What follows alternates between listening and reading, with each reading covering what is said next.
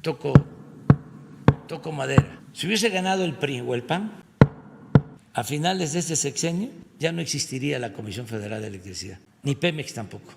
Todo iba a ser privatizado. ¿Quiere decir, presidente, que sigue habiendo apertura a la inversión privada en el sector energético? Sí, pero sin abusos, porque, por ejemplo, Iberdrola se convirtió en un monopolio y vende energía eléctrica a precios elevadísimos.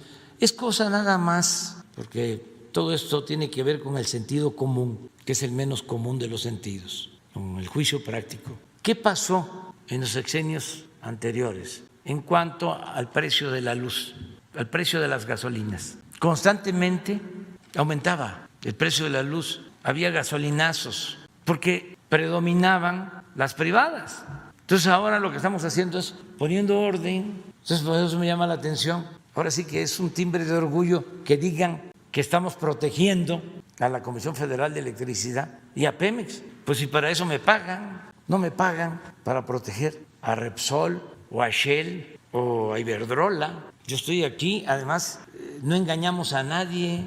Desde hace tiempo vengo planteando de que tenemos que rescatar la industria eléctrica y la industria petrolera, que son fundamentales. Es regresar al espíritu del presidente Carranza, del presidente Lázaro Cárdenas, del presidente Adolfo López Mateos. ¿Qué hizo el presidente López Mateos? En 1960 nacionalizó la industria eléctrica. ¿Saben por qué? Entre otras cosas, porque las empresas privadas no querían ir a electrificar los pueblos, porque no era negocio. Es como lo del Internet de ahora, que no hay Internet en los pueblos apartados porque no es negocio.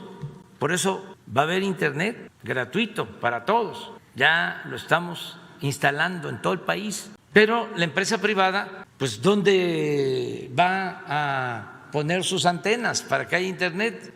Pues en las grandes ciudades, donde hay clientes. Pues eso mismo pasaba con la industria eléctrica. Y el razonamiento de Adolfo López Mateos y de don Antonio Ortiz Mena, que era secretario de Hacienda, es: ustedes no van a poder ir a electrificar a los pueblos porque no les va a resultar un negocio, pero se tiene que electrificar a México. Y por eso el gobierno se va a hacer cargo de prestar el servicio eléctrico. Y desde entonces hasta hace 20 años, desde 1960 hasta Salinas de Gortari, la Comisión Federal de Electricidad era la que abastecía de energía eléctrica a todo el país. Entonces con Salinas empezaron, hablé de sofismas. ¿Qué es un sofisma? Es una mentira. Ya ahora tengo que hablar con físico y utilizar términos y conceptos rebuscados, porque si no se me acusa de que nada más hablo para el pueblo, lo cual me da muchísimo gusto hablar no español, Castilla, como se decía antes, castellano, hablarle al pueblo. Entonces empiezan con el sofisma, con la mentira, algo que es aparente, eso es sofisma, de que nos íbamos a quedar sin luz y que había que abrir el mercado de la energía eléctrica a las empresas particulares. Y reformaron una ley secundaria en la época de Salinas, que ni siquiera fue reforma constitucional, y empezaron a entregar los permisos para que empresas extranjeras generaran energía eléctrica. Y ahora, cuando llegamos, pues la mitad de la energía eléctrica comprada por la Comisión Federal de Electricidad a empresas particulares, en muy poco tiempo y a precios elevadísimos. Y el otro sofisma es el de las energías limpias. Se vuelven estos mercaderes ambientalistas y como tienen acompañantes en los medios de información, tratan de engañar de que nosotros lo que queremos es contaminar a México y que estamos en contra del medio ambiente. Ustedes saben que si se permitiera que todas las plantas de la Comisión Federal de Electricidad generaran energía, casi se tendría autosuficiencia, aún en la situación en que están las plantas. ¿Qué sucede? Que puede haber una termoeléctrica de la Comisión Federal de Electricidad que genere energía con gas y la tienen parada porque le tienen que dar primero la preferencia a los particulares. A ver si no consigues la carta, porque es muy bueno este tema, de Adolfo López Mateos, cuando nacionaliza la industria eléctrica. Es que todo esto ayuda mucho a entender que somos distintos, son proyectos distintos y contrapuestos. Entonces yo entiendo cómo predominó tanto, se impuso tanto el modelo neoliberal, fueron 36 años, siempre comparo con el porfiriato que fueron 34 años, estos fueron 36 años, pues imagínense el estrago que causaron, no solo en lo económico, en lo social, sino también en la manera de pensar de muchos. Eso lo padecemos al interior de nuestro gobierno, de quienes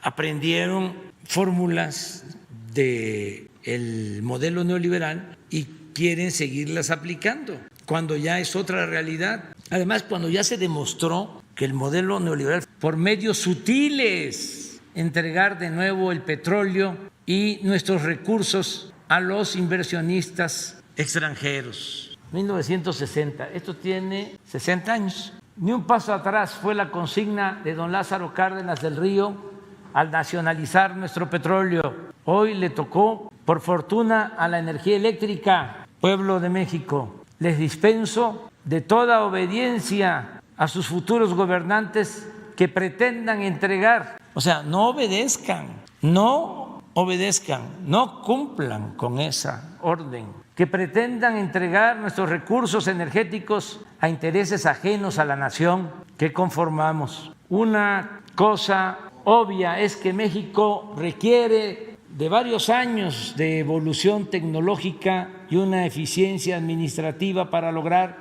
nuestra independencia energética. Sería necio afirmar que México no requiere de la capacitación tecnológica en materia eléctrica y petrolera. ¿Síguele? Pero para ello, ningún extranjero necesita convertirse en accionista de las empresas públicas para apoyarnos, entre comillas. Solo un traidor entrega su país a los extranjeros. Aquí abro un paréntesis para decir que lo mismo mencionaba Ricardo Flores Magón y el general Lázaro Cárdenas. Decía el general, quien entrega los recursos naturales de México a extranjeros es traidor a la patria. Solo un traidor entrega su país a los extranjeros. Los mexicanos podemos hacer todo mejor que cualquier otro país. Cuando un gobernante extranjero me pregunta si hay posibilidad de entrar al negocio de los energéticos o a la electricidad, le respondo que apenas estamos independizándonos de las invasiones extranjeras que nos vaciaron el país, pero que en tanto los mexicanos sí queremos invertir en el petróleo americano o en su producción de energía eléctrica por si quieren un socio extranjero. En México la Constitución es muy clara. Los recursos energéticos y los yacimientos petroleros son a perpetuidad, propiedad única y exclusiva del pueblo mexicano.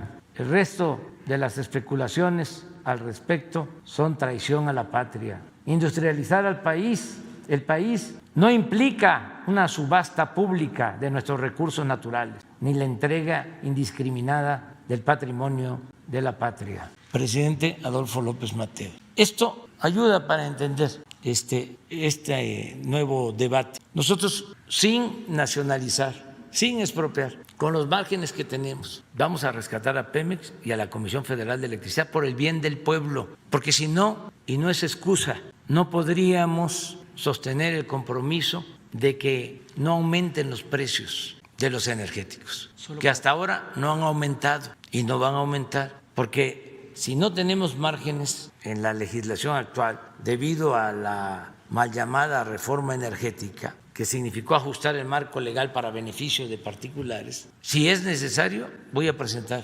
una iniciativa de reforma a la Constitución para que se reafirme este principio de que en materia energética será siempre predominante el interés de la nación. Por último, sobre el tema, presidente, ¿no considera que por esta política hay un riesgo de una fuga de inversiones en el sector? No, porque los inversionistas saben muy bien que tienen campos suficientes para invertir en México, siempre y cuando se respeten las leyes de México y no haya corrupción.